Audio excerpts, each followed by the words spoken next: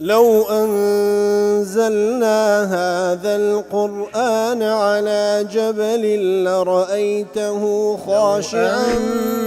أنزلنا هذا القرآن على جبل لرأيته خاشعا أنزلنا هذا القرآن على جبل لرأيته خاشعا متصدعا من خشية وتلك الأمثال نضربها للناس لعلهم يتفكرون.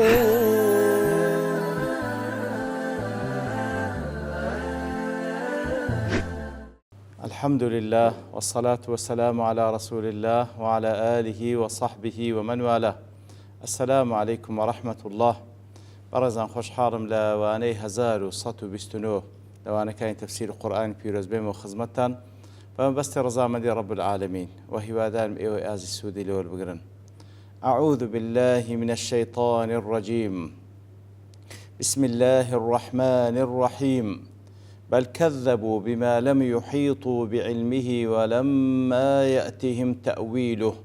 كذلك كذب الذين من قبلهم فانظر كيف كان عاقبة الظالمين. بل خوش بسنوكو خواهي قول سبحانه وتعالى هل لسياقي وآتاني كواباز لمشركة كان دكا دفرمي بل كذب بما لم يحيطوا بعلمه واتا مشركة كان كاتك كقرآن بدرو دزانن لكاتك دا لم يحيطوا بعلمه نازان تشيتيدا تعلمي تشيتيدا لحق وتين جيشتينا ولما يأتيهم تأويل وهاشتاش جيب ذكردني أو هرشانيك لكافران كرا بسريان دانا هاتيا كذلك كذب الذين من قبلهم آبو الشيوى واني بيشي أوانيش لمشركة كان بيشوتر قرآن وياخذ كتاب كان خواي قبرين بدروزاني فانظر كيف كان عاقبة الظالمين. دي تماشاك عاقبة سرنزامي كسان استمكار كودبي. بل كذب بما لم يحيطوا بعلمي أي بل كذب المشركون بالقرآن بلكو مشرك كان قرآن بدرود زانن أو قرآنك الذي لم يحيطوا بعلم ما فيه من الحق أو قرآنك وأوان بدرود زان أصلاً تي نجيشتينا أو حقيقتيدا علميا بيني أو تي نجيشتينا لو يتر بدروي دزانن وكو ابن عاشور دلي بل كذبوا بل إضراب انتقالي كواتا بل لزمان عربي لبو إضراب دواتا لا جمليك إن زادتي برو جمليك ديكا واتا جمليك لبيش أو هاتيا لدواي أو كبل هاتيا دفرمي بلكو أهنا بلكو سببك أويا لبيان كنه تكذيبهم إثر ليردا أو انتقال لا آت بيشوت لبو أو بابتي استالو آتباسي دكا لبو بيان كردني سر نهيني بدروزانيني أوان لبو قرآن لتيدايا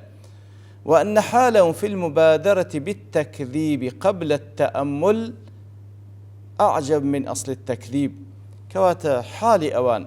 لو كوات دس بيش خرن لبدروزانيني قرآن بيش أو كوابيري لبكنوا أو حالتيان زياتر جيغاي سرسرمان لخودي بدروزانينكي كواتا بدروزانينيان لبو قرآن بيروز اشتيش عجيب وغريبة بلام لوش عجيبتر لودا كوا أوان هاد دس بيش خريدكن مبادرة دكن پیش اوی کوا تی بگن پیش اوی جوی لرا بگرن یکسر بدروی دزانن سبحان الله کواتا بدروزانینیان جگای تعجبه بغلام لوش عجیبتر پیش اوی کتی بگن بدروی دزانن مبادره ذكر إذ أنهم بادروا في تكذيبه دون نظر في أدلة صحته التي أشار إليها قوله ما كان هذا القرآن يفترى من دون الله لا بيش أخوي يقول فرمي أو قرآن هندي نية كوا افتراء بكريتن لسر الله تعالى كلامي الله سبحانه وتعالى مستوى كزدانية لبشرية بتوانشتك هل بستيو لمستوى أو قرآن بلا ولا لا أخوي يقولوا هاتيا زاليرة دفرمي أوان مبادريان كر دس بيش خريان كر لبدروزاني بيش أوي بير لا بەڵگەکانی ڕاست و دروستی قورئانی پیرۆز بکەن و گوێی لێ ڕابگرن و تێی بگەن. ولما يأتهم تأويله ولما أي ولم يأتهم بعد حقيقة ما وعدوا في الكتاب. ولما ديار لزمان عربك بكار دي لبوشتي كوا دي بلام استانه هاتيه اشتكى دي بلام استانه هاتيه كواتا ولما يأتيهم تأويل هشتانه هاتي بلام دي كواتا هشتا حقيقتي أو هرشاني كلا كساني كافر ومشرك كرا هشتانه هاتيه بما يؤول إليه أمره من العقوبة ونزول العذاب كواتا هشتا أو هرشاني كوا لكساني مكذب ومشرك وكافر كرا لقرآن بيروس هشتا نهاتيا لبويان بلام دي هشتا نهاتيا. وابن عاشور ضلي والتأويل الذي في هذه الآية يحتمل المعنيين أو تأويلي كلير دا هاتيا ولما يأتهم تأويله كبدوشي وليك ددريتوا ولعل كلتيهما مراد لو أنا هوردو ما ناي ليردا ما بس بيو واتهوردو ما ناي بدا أي لما يأتهم تأويل ما يدعون أنهم لم يفهموا من معنى القرآن لعدم اعتيادهم بمعرفة أمثالها كواتا ليرد التأويل بوما نايلك دريتو لما يأتهم تأويل ما يدعون أنهم لم يفهموا هاشتا تأويلي أوان ادعاي دكن كواتين جيشتينا لما كان القرآن هاشتا تأويل تفسيري معناكي نهاتيا لبروي أوان أصلا هاوشيوي قرآن اشتيناغن مثل حكمة التشريع ووقوع البعث وتفضيل ضعفاء المؤمنين على صناديد الكافرين وتنزيل القرآن منجما ونحو ذلك كوات أوان لا حكمة تفسير أوانش ناغن لا أوي لقرآن بيروس كوا أوان فعلا إدعاج لكن كواتي ناغن هشتا فعلا تأويلكي ورون كرنا ولبوان نهاتي وكو لبون من حكمة تشريع أنت ناغن حكمتي شريعتك إخوائي قولة لبرتي فلانشت وفلانشت حلال وحرام كده وهروها لهاتني بعث الزنديبون وهروها لبرتي ضعفاء المؤمنين واتا إيمان دار لاوازكان تفضيل كراين لسر واتا للان الله تعالى تفضيل كراين أوانا بقور تردان دراين لسر صناديد كافر كان لسر كافر ملهوركان أواني كوا قور بيواني قومكان وهروها تينا جيشتين لسر نهيني أو لبرتي قرآن منجما واتا لخلالي بستصال دابزيا فهم كانوا يعتبرون الأمور بما ألفوه في المحسوسات إتروان دائما أويكوا لمستوى حسي خوايانا أويكوا ديبين هست بيدا كان بس لو أن دي آموش قاري وردقران واتا لكردوار خوان دالي بس برتساوي خوان ديبين زيادة نابين وكانوا يقيسون الغائب على الشاهد وان دائما دائما أويكا اليمان دياني وكويكوا لبرتساو مانا فكذبوا بذلك وأمثاله قبل أن يأتيهم تأويله إتر أوان لوي بدلويان زاني وهاوشوي أو بابتانش كوا إشارة بيدا بيش أوي كوا فعلا تفسير رنكرنا وكيبه ولو آمنوا ولازموا النبي صلى الله عليه وسلم لعلموها واحدة بعد واحدة خو أقر أوان صبريان بقرتبا وملازموا لخزمت پیغمبر دابان صلى الله عليه وسلم او يقبل لدوا يقلوان رون دبو تفسيري او شتاني كوان لمش تشيان عقده وعلامة استفهام وتيناغن اگر بيتو صبريان قلت باو لخزمت پیغمبر صلى الله عليه وسلم ما بانوا يقل دوا يقلوان رون دبوا كواتلير دا التأويل بمعنى التفسير رون كرنوا بو ما ناش ليك درايتوا اوان رون كرنوي او بابتاني كاوان تيناغن لبوان نهاتيا كلبوشيان نهاتيا مقصد لبرتسيه يعني لبرش صبريان نقرتيا تا وكل خزمات بيان صوصم لبوان روم بيتوهم اوشتان كوان قريه كوريا لميش يانو تيناغن كواتا تأويل بمعنى رون كرنوا بو معناش هاتيا وأيضا لما يأتيهم تأويل ما حسبوا عدم التعجيل به دليل على الكذب وهروها تأويل جدير بمعنى زي كردني أو هرشاني كوا تيدا برامر بكافركان هێشتا ئەوەشیان لۆ نەهاتی ئەوان دەیانگو مادەم دەم و دەست دۆمان نهاتی کەواتە نایە بە درۆی دەزانن مادەم دەم و دەستلۆمان ناتێ بە درۆی دەزان کاتە تەویل لێردا وەکو ئیبن عاشوور دەڵێ بە هۆر دومانە لێک دەدرێتەوە هەم بەمانە ڕوونکردنەوە بەیان لە بەرەوەی ئەوان ئەو سەبرەیان نەبوو لە خزمەت پێغەمبەر صلی الله علیه و سەبر بگن هەتا وەکو ئەو شتانی کە لە مێشتیان گرێ کۆرەیە ڕۆم بیتەوە و هەروها تەویل بە معنای جێبەجێبوون بە معنای ئەوەی کەوا ئەوان ئەو هەڕەشان لە کافرەکان دەکرێتن هێشتا نەهاتە جێ ئیتر ئەوان دەیانگو مادەم دەم و دەست ناتە جێ ئەوە تەواو ناتە جێ و بە درۆی دەزانن.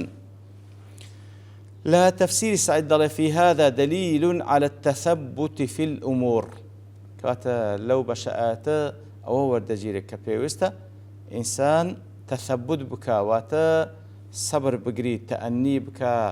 هواج بلا برياردان وأنه لا ينبغي للإنسان أن يبادر بقبول شيء أو رده قبل أن يحيط به علما.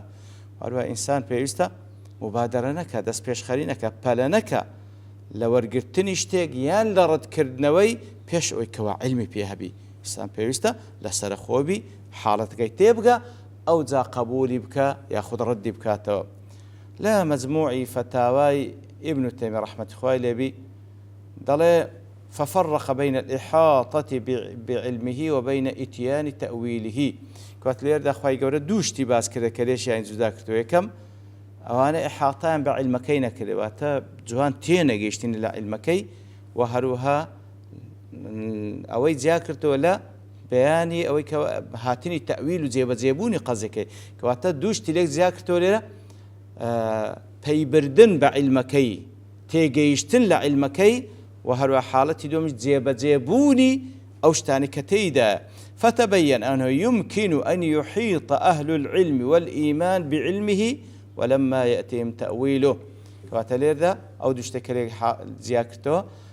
لويا كواتا أهل علم وأهل إيمان أوان دكري إحاطة بعلم بكن واتا بوي كوا جوان تيبكن لقازيكي هاشتاش أوي كتيدا لوعد وعيدا كان هاشتاش زي بجيش نبوة مستقبل دي بلام أوان إحاطة بكلو بروي أو دوشتليك زيا. وأن الإحاطة بعلم القرآن ليست إتيان تأويله كواتا تيجيشتن لعلم القرآن بيروس أو جيا لقل تأويل جيبوني آتكان. فإن الإحاطة بعلم معرفة معاني الكلام على التمام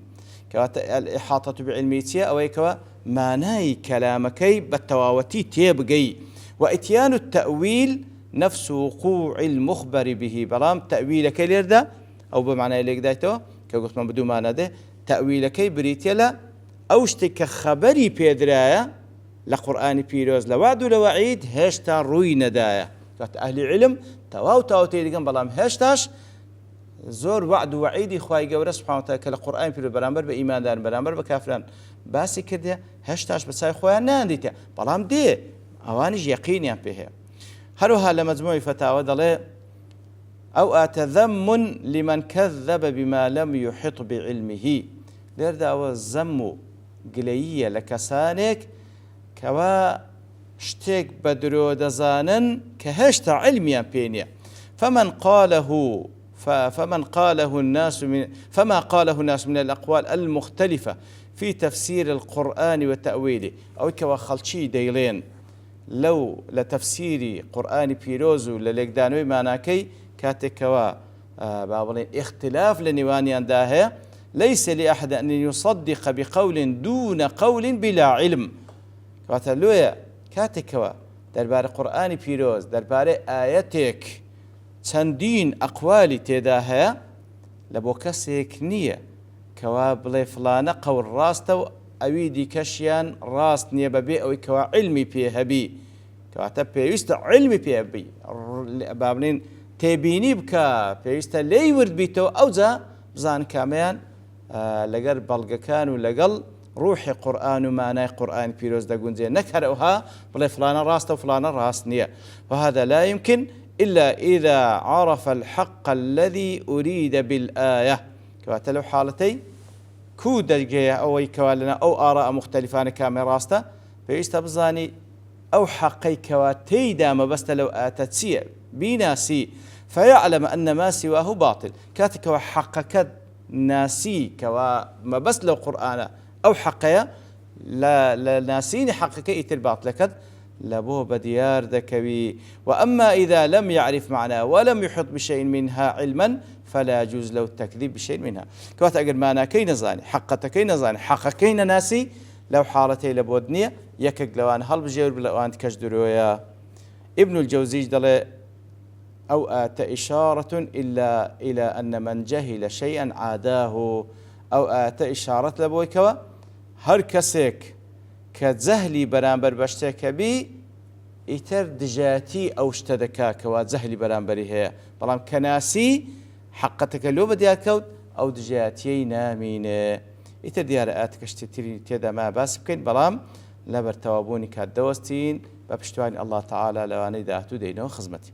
وصلى الله وسلم على نبينا محمد وعلى آله وصحبه أجمعين وآخر دعوانا الحمد لله رب العالمين. لو أنزلنا هذا القرآن على جبل لرأيته خاشعا